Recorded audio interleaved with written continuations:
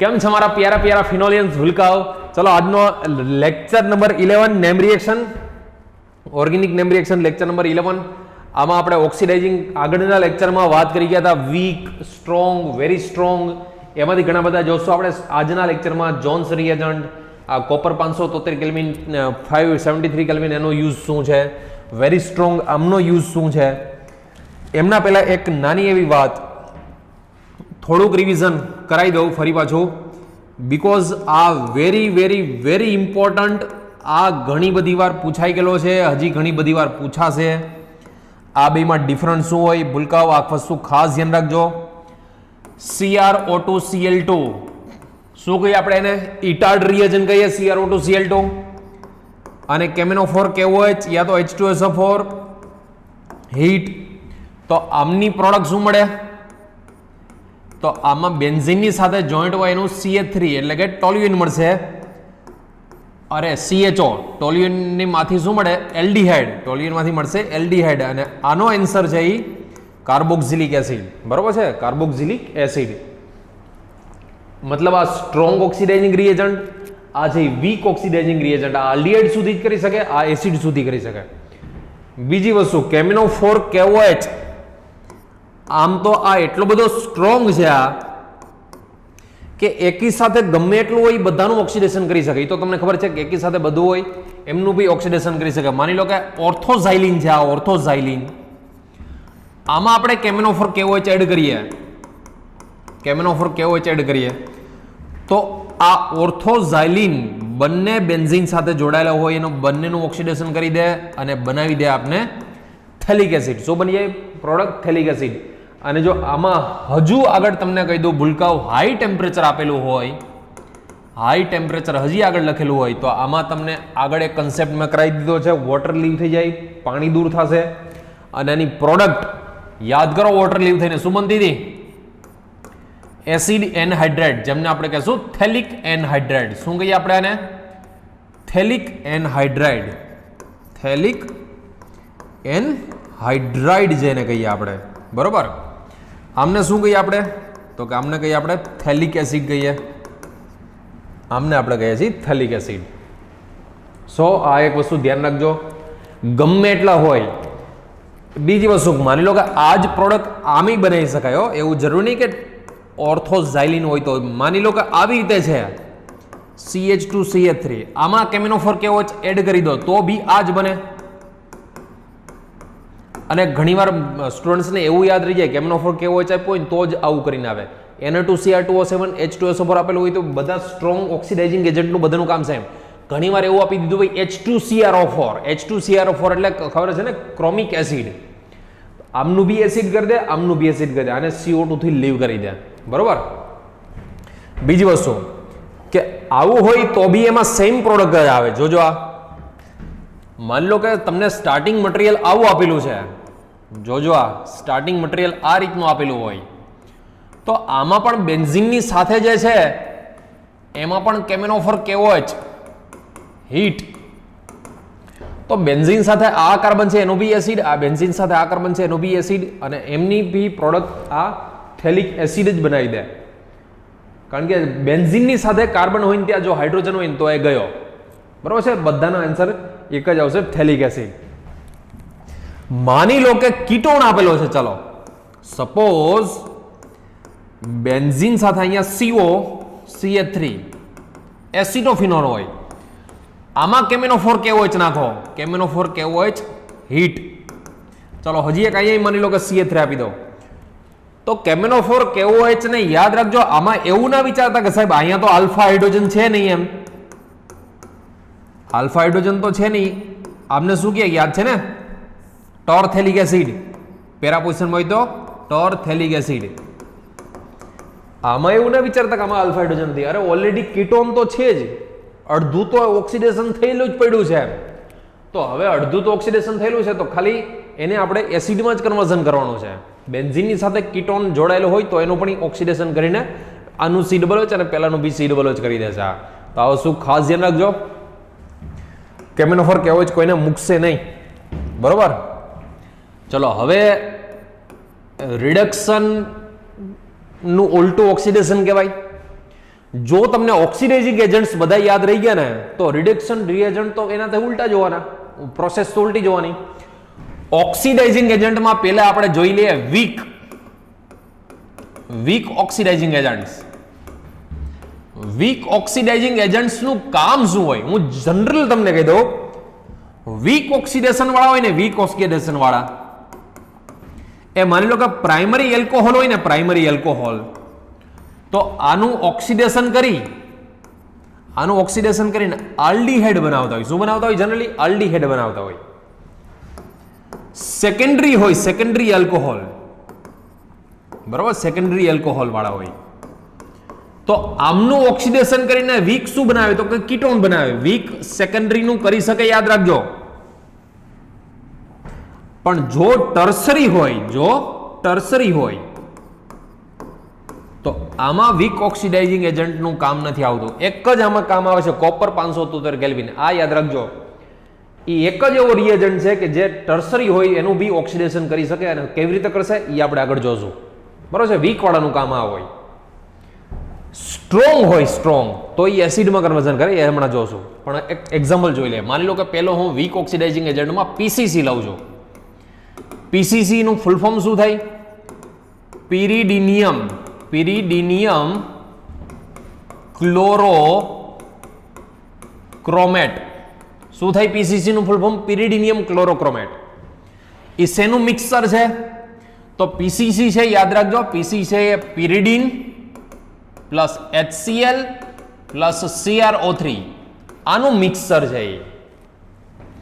આમાં સોલ્વન્ટ એટલે કે દ્રાવક તરીકે કોણ હોય તો કે યાદ રાખજો જનરલી CH2Cl2 જેને મિથિલિન ડાઇક્લોરાઇડ અથવા તો ડાઇક્લોરોમિથેન કહેવાય છે. MDC અથવા તો DCM ફૂલ ફોર્મ ફરી પાછું મિથિલિન ડાઇક્લોરાઇડ, તમે લખી લેજો આખું નામ, મિથિલિન ડાઇક્લોરાઇડ MDC અથવા એને કહેવાય DCM ડાઇક્લોરોમિથેન.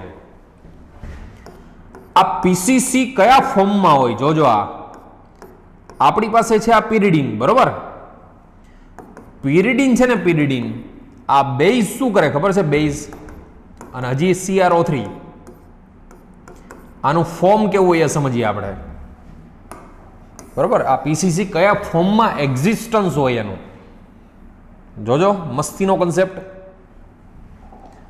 બેઝ પિરિડિન છે એ H+ ઉપર એટેક કરે, H+ ને લઈ લે અને Cl- ઇલેક્ટ્રોન લઈને આની ઉપર એટેક કરે અને ઓક્સિજન ઉપર આવી જાય નેગેટિવ ચાર્જ. આને આમ લખી શકાય જો, નાઇટ્રોજન છે, નાઇટ્રોજન એ H+ લઈ લે તો નાઇટ્રોજન ઉપર આવે પોઝિટિવ, બરોબર. H+ લઈ લે તો નાઇટ્રોજન ઉપર આવે પોઝિટિવ. Cl- આની ઉપર એટેક કરે તો આને આમ લખી શકાય જો, હજી ઓક્સિજન ઉપર નેગેટિવ, અહીંયા ડબલ બોન્ડ O. પીસીસી જે છે ને, પીસીસી એકચ્યુઅલી કહીએ નહીં, આ છે પીસીસી પિરિડિનિયમ. જો આમાં પિરિડિન એવું નથી બોલતા, આમાં પિરિડિન એવું નથી બોલતા. શું બોલીએ છીએ? પિરિડિનિયમ ક્લોરોક્રોમેટ. એકચ્યુઅલી આ પીસીસી નું ફોર્મ છે, બરોબર. આનું કામ શું તો કે આ વીક ઓક્સિડાઇઝિંગ એજન્ટ છે, યાદ રાખજો. શું છે આ? Weak oxidising agent. તમને એક્ઝામમાં માની લો કે પ્રાઇમરી એલ્કોહોલ આપેલો હોય, આ સ્પેશિયલ એલ્કોહોલ માટે જ છે, એલ્કોહોલ સિવાય કોઈ માટે નહીં. અહીંયા આપી દીધું હોય પીસીસી હારે સોલ્વન્ટ તરીકે CH2Cl2 આપી દીધું હોય તો પ્રાઇમરી એલ્કોહોલમાંથી એલ્ડીહાઇડ શું બનાવે? ભૂલકાઓ, વીક ઓક્સિડાઇઝિંગ એજન્ટ છે, એસિડ ના બનાવે. શું બનાવે? એલ્ડીહાઇડ બનાવે. પીસીસી નું કામ પ્રાઇમરીમાંથી આ બનાવશે. માની લો કે સેકન્ડરી એલ્કોહોલ હોય, સેકન્ડરી એલ્કોહોલ, એમાં પીસીસી એડ કરો તમે તો એમાં CH2Cl2 આ એઝ અ સોલ્વન્ટ છે અને સેકન્ડરી એલ્કોહોલ હોય તો એમાંથી કીટોન બનાવશે. શું બનાવશે? કીટોન બનાવશે. આગળ એમનું કરી નથી શકતો. અને જો ટર્સરી હોય, યાદ રાખજો, જો ટર્સરી હોય આમાં પીસીસી એડ કરો તમે, પીસીસી CH2Cl2, તો આમાં રિએક્શન નથી થતું, બરોબર છે. આ વસ્તુ યાદ રાખજો. પીસીસી પેરિડિનિયમ ક્લોરોક્રોમેટ પ્રાઇમરી એલ્કોહોલનું કરી શકે, સેકન્ડરી એલ્કોહોલનું કરી શકે, ટર્સરી એલ્કોહોલનું નથી કરી શકતો. ચાલો થોડા ક્વેશ્ચન આપું, સોલ્વ કરજો. માની લો કે આપણી પાસે છે બેન્ઝાઇલિક એલ્કોહોલ CH2OH, આમાં પીસીસી એડ કરીએ, MDC methylene ડાઇક્લોરાઇડ as a solvent, બરોબર. પછી માની લો કે આપની પાસે આવી રીતે હોય OH, આમાં PCC એડ કરીએ, ડાયક્લોરોમિથેન, MDC કયો કે DCM કયો, બંને એક વસ્તુ કહેવાય. તો ભૂલકાઓ આમની પ્રોડક્ટ આપણે શું બનાવી શકીએ? પ્રાઇમરી એલ્કોહોલ હોય તો આપણે શું બનાવી શકશું એનું? તો કે એલ્ડિહાઇડ. સેકન્ડરી એલ્કોહોલ હોય તો સેકન્ડરી એલ્કોહોલનું કીટોન બનાવી શકશું આપણે. પ્રાઇમરી હોય તો એલ્ડિહાઇડ, સેકન્ડરી હોય તો કીટોન. બરોબર. આલ્ડોલની પ્રોડક્ટ થઈ ગઈ, પહેલી છે કેનિઝારોની પ્રોડક્ટ થઈ ગઈ. તો તમને કેનિઝારો પૂછવું હોય, એલ્ડોલ પૂછવું હોય તો તમને આ રીતે પૂછી શકશે. બરોબર. ચલો PCC પછી માની લો કે લઈએ આપણે ક્રોમિયમ ટ્રાયોક્સાઇડ, ખાલી CrO3. એક કામ કરીએ, ખાલી CrO3 છે ને એ આપણે જોન્સની હારે હારે જોશું, કારણ કે જોન્સમાં CrO3 ની હારે H2SO4 હોય, આ ખાલી CrO3. તો બેમાં ડિફરન્સ શું હોય આપણે ખાસ સમજશું. આપણે જોઈએ કોપર 573 કેલ્વિન ટેમ્પરેચર. આ ઓક્સિડાઇઝિંગ એજન્ટનું કામ શું? તો કે આ પ્રાઇમરી એલ્કોહોલ હોય ને, સમજો ખાસ, પ્રાઇમરી એલ્કોહોલ, એમાં જો તમે કોપર 573 કેલ્વિન હીટ આપી દો તો H2 રિમૂવ થઈને શું બની જશે આપણી પાસે? એલ્ડિહાઇડ બની જશે. જો સેકન્ડરી એલ્કોહોલ હોય, અહીંયા હોય છે લખું છું, જો સેકન્ડરી એલ્કોહોલ હોય તો એમાં કોપર 573 કેલ્વિન શું બનાવશે ભૂલકાઓ? કીટોન બનાવશે. અને ત્રીજું જોરદાર એટલે જોરદાર એની ખતરનાક IMP, જો ટર્સરી આલ્કોહોલ હોય, અહીંયા હું CH3 લખું છું, અહીંયા OH, અહીંયા CH3, અહીંયા CH3, ટર્સરી આલ્કોહોલ છે આપણી પાસે, અને જો આમાં કોપર 573 કેલ્વિન એડ કરવું હોય તો યાદ રાખજો આનું ઓક્સિડેશન થાય છે, પણ અલગ રીતે થાય છે. એલિમિનેશન રિએક્શન જેવું થાય. આમાં શું થાય? એલિમિનેશન. આમાં આ કાર્બનને બદલે એની આલ્ફા કાર્બનનો H અને એનો OH રિમૂવ થઈ જાય છે અને પ્રોડક્ટ આની બને છે એલ્કિન. આમાં એલિમિનેશન રિએક્શન થાય છે. આ કાર્બનની બાજુનો કાર્બન આલ્ફાનો H અને આનો OH H2 લીવ થઈને એલ્કિન પ્રોડક્ટ બને છે. લખવું એટલી વાર લખી લેજો, આ એક્ઝામમાં હું દર વખતે પૂછીશ કે ટર્સરી એલ્કોહોલનું ઓક્સિડેશન કોનાથી થાય? તો આ એક જ એવું છે કે જે ટર્સરી એલ્કોહોલનું ઓક્સિડેશન થાય અને એલિમિનેશન એટલે દૂર થવું. શું થશે? વોટર રિમૂવ થઈ ગયા, અહીંયાથી H અને અહીંથી OH. આ બધામાં રિમૂવ શું થાય છે? તો કે માત્ર H2 રિમૂવ થાય. આમાંય શું રિમૂવ થાય? માત્ર H2 રિમૂવ થાય. બટ આ ટર્સરી હોય તો H2O રિમૂવ થાય છે. આ વસ્તુ ખાસ યાદ રાખજો. બરાબર છે? કોપર 573 કેલ્વિન આ એનો રોલ છે, આ એની કેમિકલ પ્રોપર્ટીઝ છે, રાસાયણિક ગુણધર્મ છે ઓક્સિડેશનનો. બરાબર? તો આ વસ્તુ ખાસ યાદ રાખજો. ચલો, આ PCC very special weak oxidising એજન્ટની વાત આવે એટલે PCC ને યાદ કરજો. કોપર 573 કેલ્વિન એ વીક ઓક્સિડાઇઝિંગ એજન્ટમાં આવે. બરાબર છે? પહેલા આલ્ડિહાઇડ કરે, પછી સેકન્ડરી હોય તો કીટોન કરે, પણ ટર્સરી હોય તો એનું એલિમિનેશન રિએક્શન કરીને આલ્કિન બનાવે છે. આ એક જ એવો છે કોપર 573 કેલ્વિન કે જે ઓક્સિડેશન કરી શકે છે. બરાબર? ટર્સરી એલ્કોહોલનું બી ઓક્સિડેશન કરી શકાય છે. રેડી? હવે મીડિયમની વાત કરીએ. મીડિયમ એટલે કે બોર્ડરલાઇન રિએજન્ટ. બોર્ડરલાઇન રિએજન્ટ કોણ છે? બોર્ડરલાઇન રિએજન્ટ તો કે એ છે જોન્સ રિએજન્ટ. જોન્સ રિએજન્ટ અથવા તો એને કહેશું જોન્સ ઓક્સિડેશન. કોને કહેશું જોન્સ ઓક્સિડેશન? તમારે NCERT વાઇઝ તમને એક્ઝામમાં આવો આપેલો છે, CrO3 H2SO4, યા તો આવું લખેલું હશે CrO3 with H2SO4. યાદ રાખજો. બોર્ડરલાઇન એટલા માટે કહીએ છીએ આ કે આ નથી વીક, સંપૂર્ણ વીક નથી અને સંપૂર્ણ સ્ટ્રોંગ भी नहीं, बेने जोड़ती कड़ी है. मतलब ये पूरा वीक भी नहीं है, ये पूरा स्ट्रॉन्ग भी नहीं है, दोनों को जोड़ रहा है, मतलब मिडल वाला है ये. याद रखજો ભૂલકાઓ, આ પ્રબળે નથી, નિર્બળે નથી, મિડલ લાઈન વચ્ચેનો છે આ. એટલે શું આનું કામ શું? તો જોન્સ રિએજન્ટ છે ને, જોન્સ રિએજન્ટ જો પ્રાઇમરી એલ્કોહોલ હોય ને, પ્રાઇમરી એલ્કોહોલ તો એમાં તમે CrO3 * H2SO4 એડ કરી દો ને, તો આનું એસિડમાં કન્વર્ઝન થઈ જાય. આલ્ડીહાઇડ ન બને, શું બને આનું? એસિડમાં કન્વર્ઝન થાય. અને જો સેકન્ડરી આલ્કોહોલ હોય, સેકન્ડરી, એમાં CrO3 into H2SO4, તો યાદ રાખજો આ કીટોનમાં કન્વર્ઝન કરી દે. શેમાં કરી દે? કીટોનમાં કન્વર્ઝન કરે. આ જોન્સની ખાસ આઈડેન્ટિફિકેશન, એની ખાસ કેમિકલ પ્રોપર્ટી.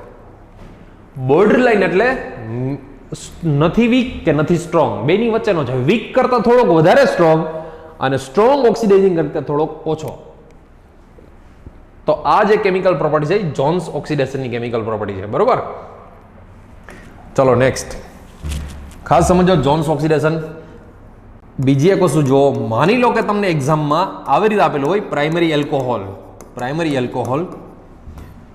ખાલી CrO3 આપેલું હોય, CrO3 વિથ વોટર હોય યા તો ખાલી CrO3 હોય તો, અને આ CrO3 વિથ H2SO4 હોય તો યાદ રાખજો આ વીક આવે છે, પ્રાઇમરી એલ્કોહોલ હોય છે એમનું એલ્ડિહાઇડમાં કન્વર્ઝન કરે, અને આ જોન્સ છે, આ જોન્સ CrO3 ની હારે H2SO4 એડ કરી દીધું હોય તો આ સ્ટ્રોંગ બની જાય, અને આ સ્ટ્રોંગ છે એ શું કરી દે છે?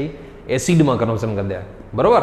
પ્રાઇમરીનું જોન્સ ઓક્સિડેશન થી એસિડ, ખાલી CrO3 હોય તો RCHO, CrO3 ની હારે જો વોટર હોય, આમ લખેલું હોય ઇન્ટુ H2O, H2O અને H2SO4 માં ઘણો બધો ફેર હો, તો બી આ જ બને.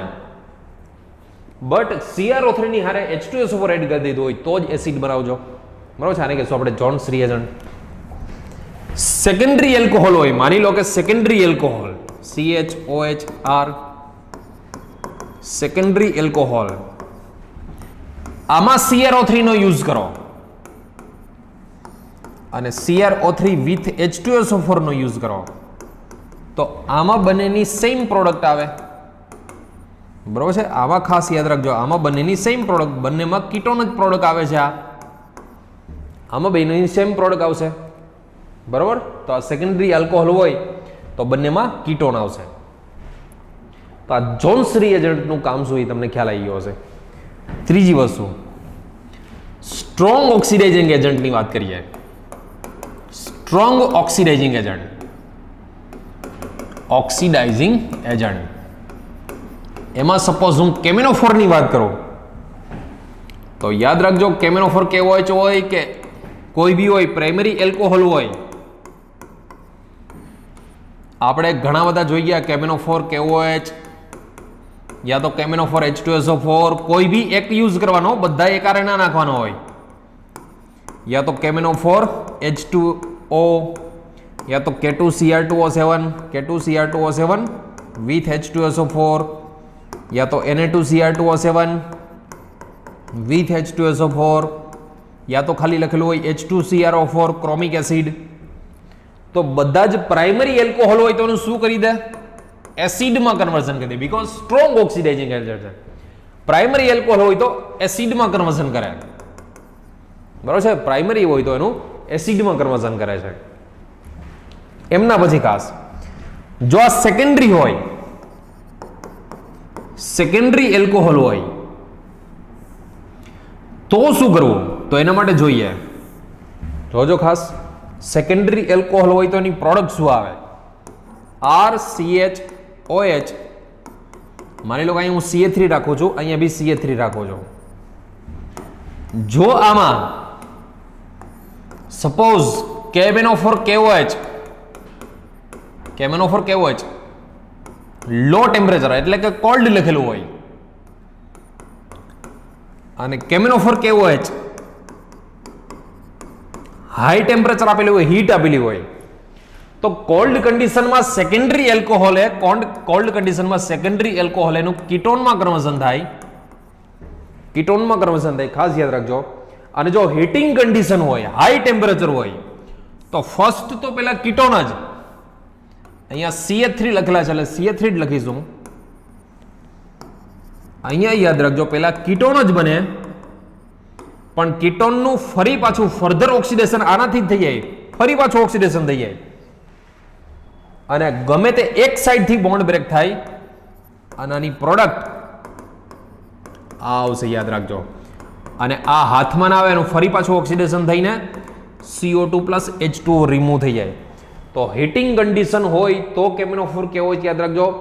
કોલ્ડ કન્ડિશન હોય, ઠંડુ હોય, 0 ડિગ્રી ટેમ્પરેચર હોય યા તો 0 to 10 ડિગ્રી ટેમ્પરેચર હોય તો ખાલી કીટોન જ બનાવે છે. પણ હાઈ ટેમ્પરેચર આપી દો તો કીટોનનું ફર્ધર ઓક્સિડેશન કરી અને એસિડમાં કન્વર્ઝન કરી દે છે. ગમે તે એક સાઈડથી બોન્ડ બ્રેક કરી દે, માની લો કે આ સાઈડથી બોન્ડ બ્રેક કરું તો આનું એસિડ કરી દે, આનું બી એસિડ કરી દે છે. અને ફોર્મિક એસિડ યાદ રાખજો, હાથમાં ના આવે, ફોર્મિક એસિડનું ફરી પાછું ઓક્સિડેશન થઈ અને CO2 પ્લસ H2O માં કન્વર્ઝન થઈ જાય. બરોબર. ચલો હવે એક બીજી વસ્તુ ખાસ ધ્યાન રાખજો. આમ જોઈએ ને તો આ જે કોલ્ડ લખેલું છે ને, એક્ઝામમાં જનરલી કોલ્ડ ના લખેલું હોય, આમ તો લો ટેમ્પરેચર લખેલું હોય. કોલ્ડ એટલે વળી પાછું 0 ડિગ્રી થઈ જાય. આમ તો 0 ડિગ્રીમાં પાછું આ રિએક્શન એટલું બધું ન થાય. અને અહીંયા જનરલી શું લખેલું હોય ખબર છે? હાઈ ટેમ્પરેચર અથવા તો લખેલું હોય તીવ્ર ગરમ કરતા લખેલું હોય તો જ. ફરી પાછું સેકન્ડરી એલ્કોહોલ હોય, સેકન્ડરી એલ્કોહોલ એને તમે હાઈ ટેમ્પરેચર આપો ને, હાઈ ટેમ્પરેચર, તો એ સેકન્ડરી એલ્કોહોલમાંથી કીટોન બને. કીટોનનું ફરી પાછું ઓક્સિડેશન થાય. બહુ હાઈ ટેમ્પરેચર આપવું પડે. આમ તો જનરલી હાઈ ટેમ્પરેચર એટલે 150 ડિગ્રી પ્લસ જેટલું આપવું પડે. તો સાલો લોચો થયો કે ભાઈ કીટોન છે, કીટોન, ચલો કીટોન તો બની ગયો એમ, પણ બહુ બધું ટેમ્પરેચર આપવું પડે તો હાઈ ટેમ્પરેચર તો કીટોન શું થતું હોય, ઉડી જતો હોય. તો કીટોનના ઓક્સિડેશન માટે આ બેસ્ટ નથી. આમ જોઈએ તો કીટોનના ઓક્સિડેશન માટે કેમિનોફોર કેવો હોય બેસ્ટ ના કહેવાય. બરાબર, વધારે ટેમ્પરેચર આપવું પડે. તો એમના માટે કીટોનના ઓક્સિડેશન માટે બેસ્ટ રિએજન્ટ કયો? તો કે બેસ્ટ રિએજન્ટ આવે very strong oxidising agent. Very strong oxidising agent. Very strong oxidising agent કોણ? તો કે એના માટે છે કેમિનોફોર કેવો કરતા પણ હાઈ સ્ટ્રોંગ કોન્સન્ટ્રેટ HNO3, જેને આપણે પોપઓફનો રૂલ્સથી, પોપઓફ રૂલ્સ એમનાથી આપણે ઇનશોર્ટ અને સમજશું આપણે કીટોનના ઓક્સિડેશન માટે. કીટોનના ફરી પાછા ઓક્સિડેશન માટે પહેલા તો સેન્ટેન્સ લખી રાખો. It is a very useful for a oxidation of ketone. It is very useful for oxidation of ketone. કીટોનના સ્પેશિયલ ઓક્સિડેશન કરતા ઓક્સિડેશન માટે આનો યુઝ થાય. મોટા અક્ષરે લખી નાખો special for ketone. Special for ketone. આ સ્પેશિયલ કોના માટે યુઝ થાય? કીટોન માટે યુઝ થાય. કેવી રીતે કરવાનું એ પોપઓફ થી? તો પહેલા તો હું આખે તમને કન્સેપ્ટ લખાઈ દઉં, પછી લખજો. ફરી પાછો પહેલા કન્સેપ્ટ આખા સમજાવી દઉં, પછી હું સેન્ટેન્સ લખાવું, એ લખજો. માની લો કે આપણી પાસે કીટોન છે, આમાં તમે નાખી દીધો કોન્સન્ટ્રેટ HNO3. બરોબર, કોન્સન્ટ્રેટ HNO3. આ તો સિમેટ્રિકલ છે, એટલે કે સમમિત છે. આ કેવો છે? સિમેટ્રિકલ, એટલે કે સમમિત છે. સમમિત કીટોન છે આ, સિમેટ્રિકલ કીટોન. તો એમાં તો તમને કોઈ પ્રોબ્લેમ જ નહીં આવે. ગમે તે સાઈડથી બોન્ડ બ્રેક કરો, આ સાઈડથી બોન્ડ બ્રેક કરો યા તો આ સાઈડથી બોન્ડ બ્રેક કરો. બરોબર, ફરી પાછું શું કહું છું, જોજો. આ ગમે તે સાઈડથી બોન્ડ બ્રેક કરવાની છૂટ, બેયમાં સેમ જ આવશે ને પ્રોડક્ટ. તમે આને બ્રેક આ સાઈડથી કરો કે પછી આ સાઈડથી બ્રેક કરો. આ સાઈડથી બ્રેક કરો તો આનો એસિડ બને, આનો એસિડ બને. તો CH3COOH પ્લસ HCOOH. જોજો, CH3 આ COOH અને આનો પછી COOH. જ્યાંથી બ્રેક થાય બેયના એસિડ બને. આ સાઈડથી બ્રેક કરો તો આનો HCOOH અને આનો એસિટિક એસિડ બનશે. અને આ હાથમાં ન આવે, આ જ્યાં સુધી અંદર સાંદ્ર HNO3 કોન્સન્ટ્રેટ HNO3 પડ્યો હોય ત્યારે ઓક્સિડેશન થતું જ હોય. અને આ CO2 HH અને HNO3 નો ઓક્સિજન CO2 ને H2 ઉડી જાય. હાથમાં તમારે આવે ખાલી એસિડિક એસિડ. આ તો ભાઈ ગેસ થઈને નીકળી જાય. બરોબર, આના માટે પોપઓફનો રૂલ્સ યુઝ નથી થતો. પણ હવે જો મસ્તીનો કન્સેપ્ટ, માની લો કે આવી રીતે હોય એસિમેટ્રિકલ કીટોન. કોની વાત કરું છું? એસિમેટ્રિકલ કીટોન. એસિમેટ્રિકલ કીટોન એટલે કે અસમમિત કીટોન હોય. એસિમેટ્રિકલ કીટોન એટલે કે અસમમિત કીટોન હોય. આ તો એસિમેટ્રિકલ કીટોનનું ઓક્સિડેશન કેવી રીતે કરવું? Concentrate HNO3. જોજો, આ કોન્સન્ટ્રેટ HNO3 હજી બીજો કેસ, બે કેસ વિચારી લેવાનો, બે પોસિબિલિટી વિચારી લેવાય. આમાંય માની લો કે કોન્સન્ટ્રેટ HNO3 આવું આપેલું હોય તમને, તો હવે આમાં કીટોનને કઈ સાઈડથી બ્રેક કરો? CO ની ડાબી સાઈડથી બ્રેક કરવું કે CO ની જમણી સાઈડથી બ્રેક કરવું? જો માની લો કે ડાબી સાઈડથી બ્રેક કરો, લેફ્ટ સાઈડથી બ્રેક કરો તમે, તો આનો બને HCOOH અને આનો બી બને એસિડ. આવી પ્રોડક્ટ મળે જો. અને આનું ફરી પાછું ઓક્સિડેશન થઈને ખબર જ છે CO2 અને H2O નીકળી જાય, બરોબર. આ સાઈડથી જો બ્રેક કરો તો CH3COOH પ્લસ આનો એસિડ બની જાય ને આનો એસિડ બની જાય, આ COOH બની જાય જો, તો 2 મોલ એસિટિક એસિડ મળે, 2 મોલ એસિટિક એસિડ મળે. તો હવે કઈ સાઈડથી બ્રેક કરવો, કઈ સાઈડથી બ્રેક કરવો? તો એના માટે એક જ વસ્તુ યાદ રાખો, કાર્બોનિલ હોય ને કાર્બોનિલ,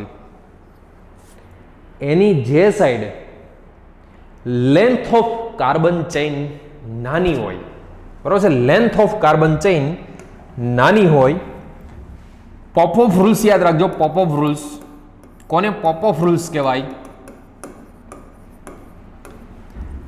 યાદ રાખજો, કાર્બોનાઇલ goes with short carbon chain. Carbonyl ને કઈ સાઈડ રાખવાનો?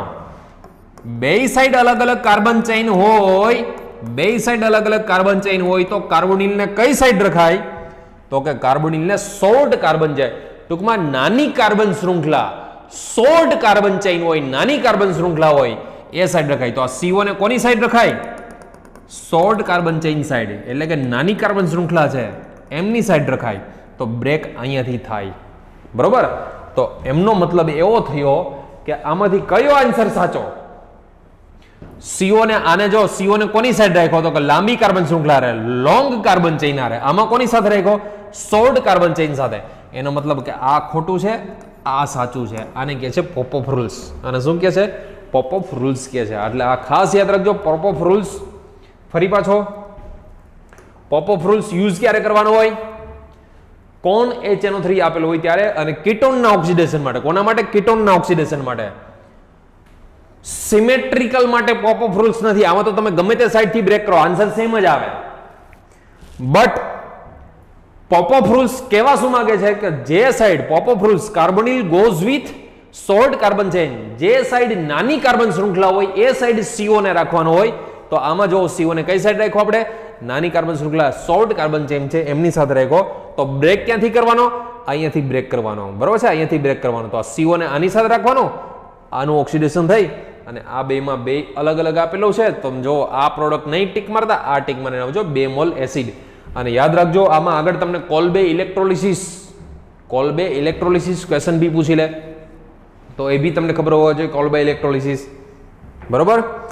બીજું એક એક્સ્ટ્રા નોટ, આ તમારે ક્યાંય આવશે નહીં. CO goes with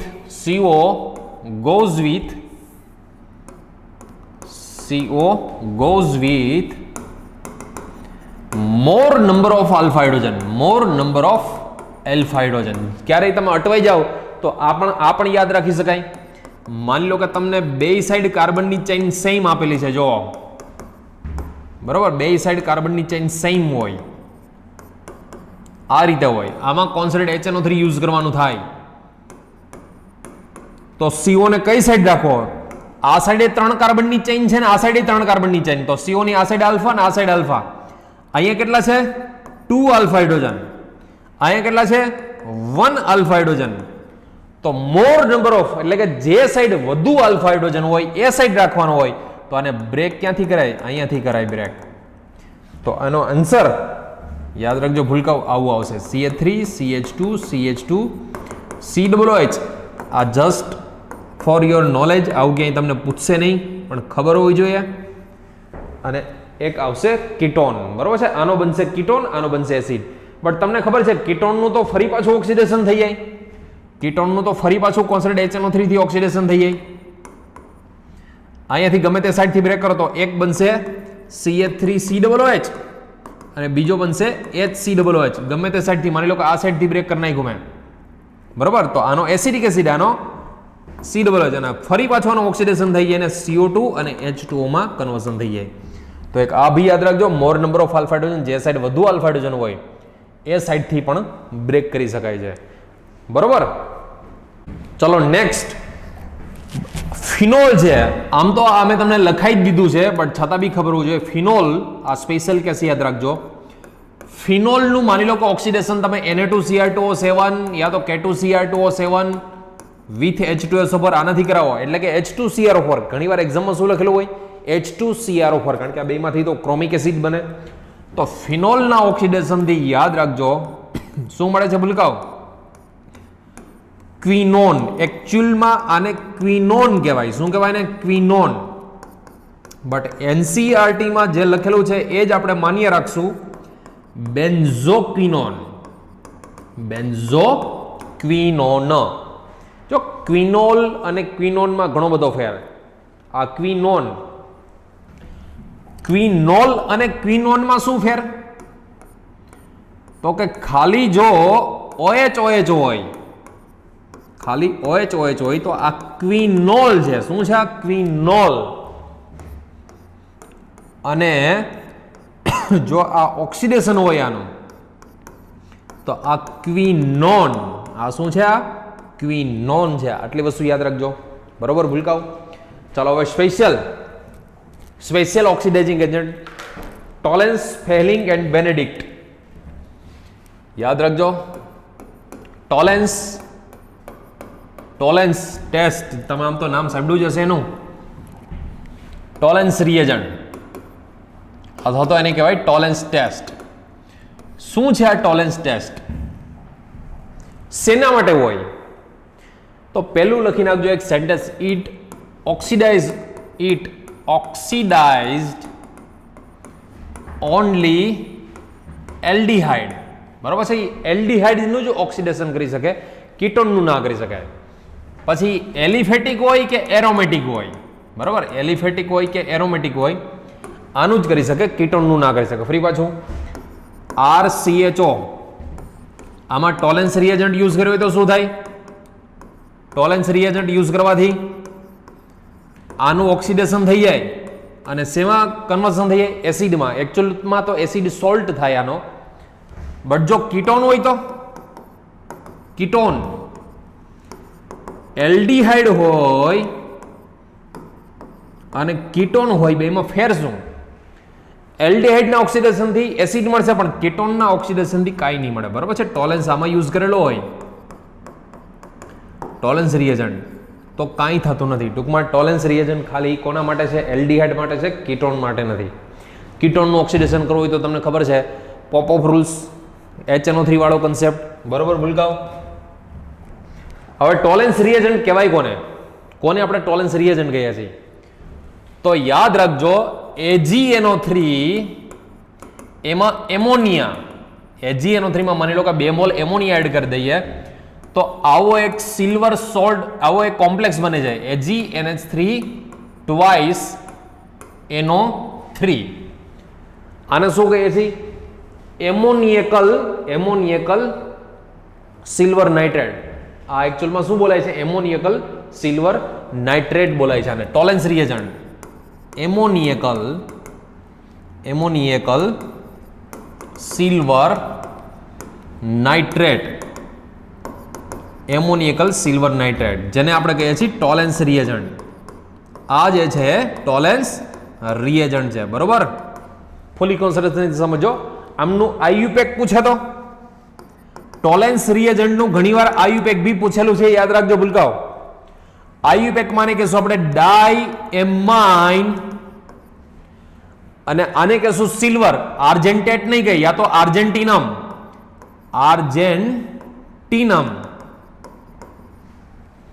આર્જેન્ટેટ ક્યારે બોલે? કોમ્પ્લેક્સની ઉપર નેગેટિવ હોય તો જ આર્જેન્ટેટ બોલે, બાકી તો આર્જેન્ટિનમ અથવા તો સિલ્વર. ડાઇએમાઇન આર્જેન્ટિનમ. ઓક્સિડેશન સ્ટેટ એની કેટલી છે? તો કે +1. Oxidation state +1. અને NO3 નો નાઇટ્રેટ, બરોબર? ડાયએમાઇન આર્જેન્ટિનમ, આર્જેન્ટેટ નહીં બોલી, આર્જેન્ટેટ તો આપણે નેગેટિવ હોય તો જ બોલાય, કોમ્પ્લેક્સ કેમિસ્ટ્રીમાં આપણે ભણી ગયા. ડાયએમાઇન આર્જેન્ટિનમ ઇન બ્રેકેટ 1 અને નાઇટ્રેટ આ એમનું ટોલેન્સ રિએજન્ટનું આયુપેક નોમેનક્લેચર છે. કેવી રીતે કરવાનું હોય રિએક્શન? શું હોય ટોલેન્સ રિએજન્ટમાં? તો કે એલ્ડિહાઇડ જે હોય, એલ્ડિહાઇડ એમની અંદર 2 મોલ AgNH3 ટ્વાઇસ આ કોમ્પ્લેક્સ હોય પોઝિટિવ, અને હારે NaOH યા તો KOH 3 મોલ NaOH યા તો KOH ની જરૂર પડશે. તો યાદ રાખજો આનું ઓક્સિડેશન થઈ, આમનું ઓક્સિડેશન થઈ અને કન્વર્ઝન શેમાં થાય? તો કે એસિડ સોલ્ટમાં થાય. શેમાં થશે? એસિડ સોલ્ટમાં. KOH લીધો હોય તો પોટેશિયમ કાર્બોક્સિલેટ, NaOH લીધો હોય તો સોડિયમ કાર્બોક્સિલેટ. આમનું ઓક્સિડેશન થઈ એસિડ એલ્ડિહાઇડનું એસિડમાં કન્વર્ઝન થશે એના સોલ્ટમાં, પ્લસ 2 મોલ Ag છૂટું પડશે. આમાં Ag ની ઓક્સિડેશન સ્ટેટ +1 હતી, આમાં ઓક્સિડેશન સ્ટેટ 0. તો Ag નું +1 માંથી 0, તો Ag નું શું થાય છે? રિડક્શન થાય. આમાં એક વસ્તુ યાદ રાખજો, સિલ્વરનું આમાં Ag નું આમાં શું થાય છે? તો કે સિલ્વરનું આમાં રિડક્શન થાય છે, અને એલ્ડિહાઇડ છે એનું ઓક્સિડેશન થાય છે. પ્લસ 2 2 જા 4 મોલ એમોનિયા લીવ થાય છે, ગેસ તરીકે ઉડી જશે. પ્લસ આનું કન્વર્ઝન, કારણ કે આમાં બેઝ જ છે એ ઓક્સિડેશન કરે છે, સિલ્વર પોતાનું રિડક્શન થઈ જાય, આ ઓક્સિડેશન કરે. એક ઓક્સિજન આમાં એડ થઈ ગયો, કેટલા ઓક્સિજન વધશે? 2 ઓક્સિજન વધશે તો 2H2O લીવ થશે. બરોબર છે? 2 ઓક્સિજન વધશે તો 2H2O લીવ થશે. આમને એકચ્યુઅલી યાદ રાખજો સિલ્વર મિરર ટેસ્ટ તરીકે પણ ઓળખે છે. ટોલેન્સ ટેસ્ટનું બીજું નામ શું છે? ફરી પાછું, ટોલેન્સ ટેસ્ટ અથવા તો એનું બીજું નામ સિલ્વર મિરર ટેસ્ટ. સિલ્વર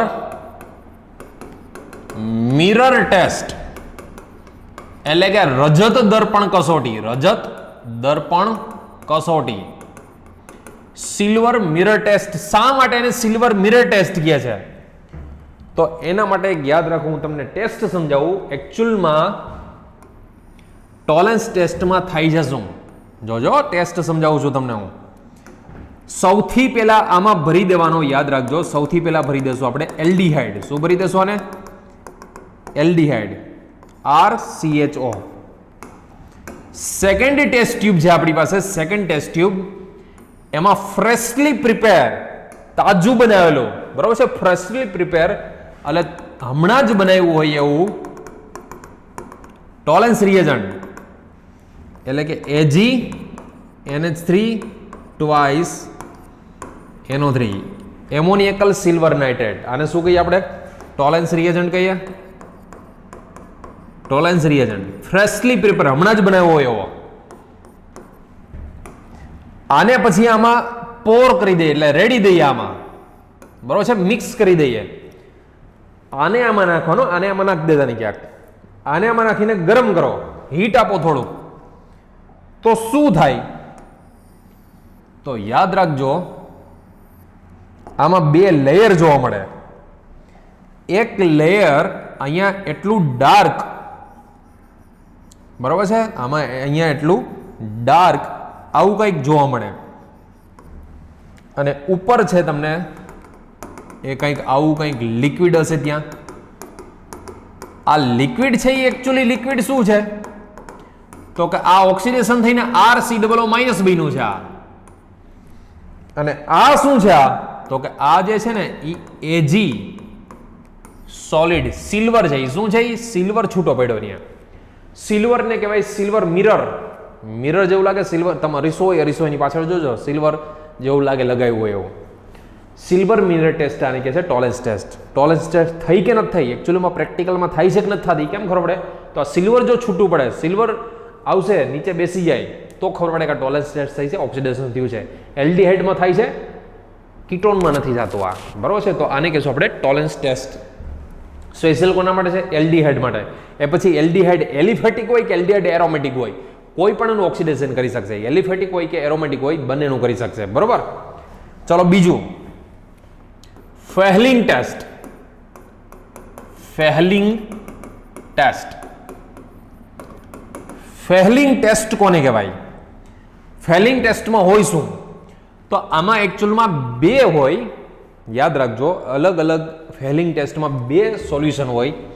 એક સોલ્યુશન જેને કહેવાય છે ફેહલિંગ એ સોલ્યુશન, ફેહલિંગ એ, જેમાં કોપર સલ્ફેટનું સોલ્યુશન હોય. શેનું હોય? Copper sulphate.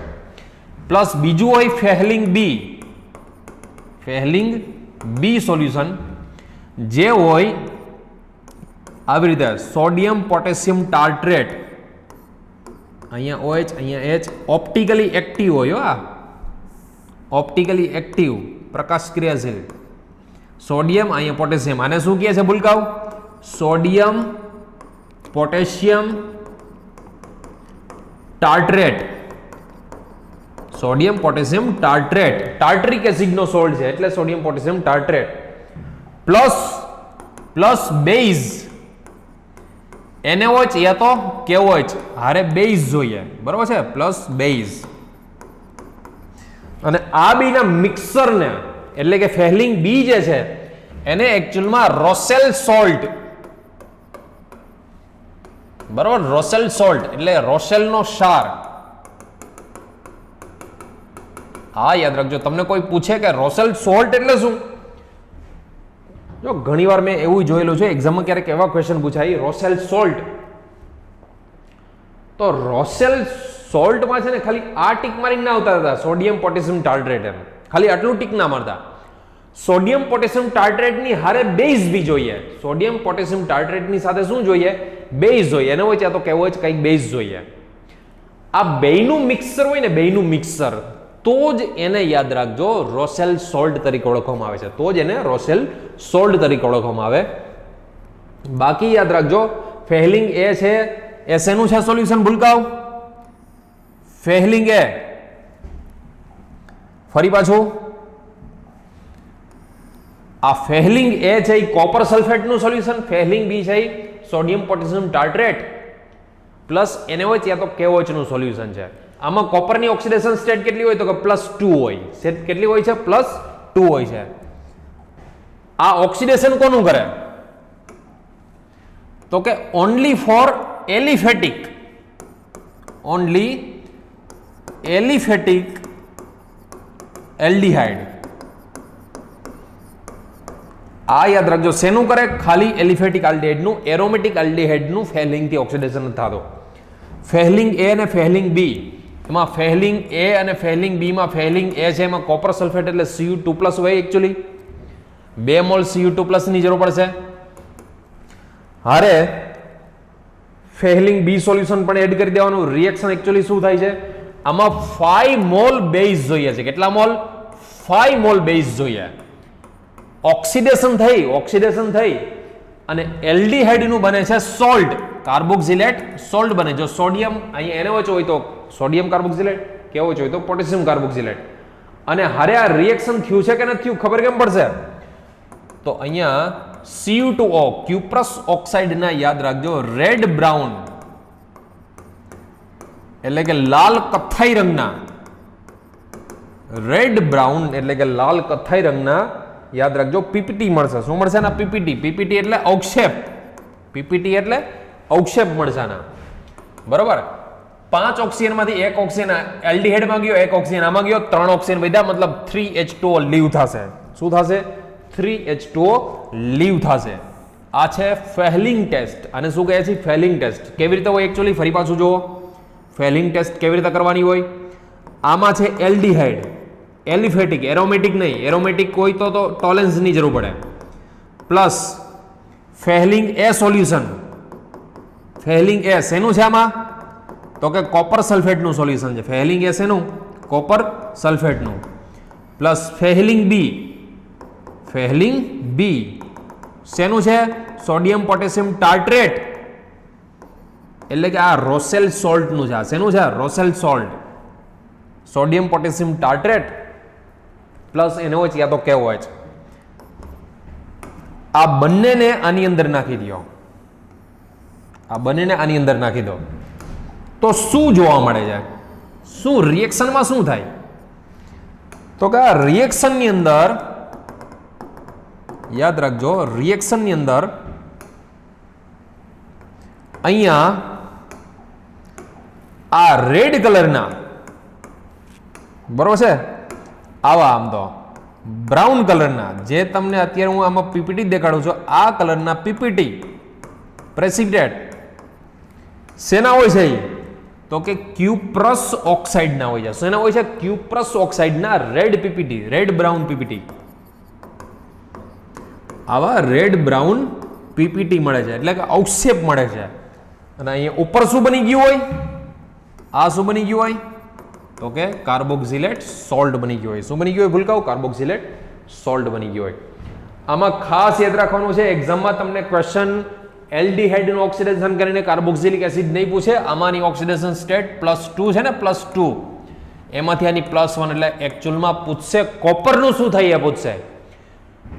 ટોલરન્સ ટેસ્ટ છે તો એમાં સિલ્વરનું શું થાય એ ખાસ પૂછે છે. ફેલિંગ હોય તો એમાં કોપરનું શું થાય છે ખરેખર એ પૂછે છે.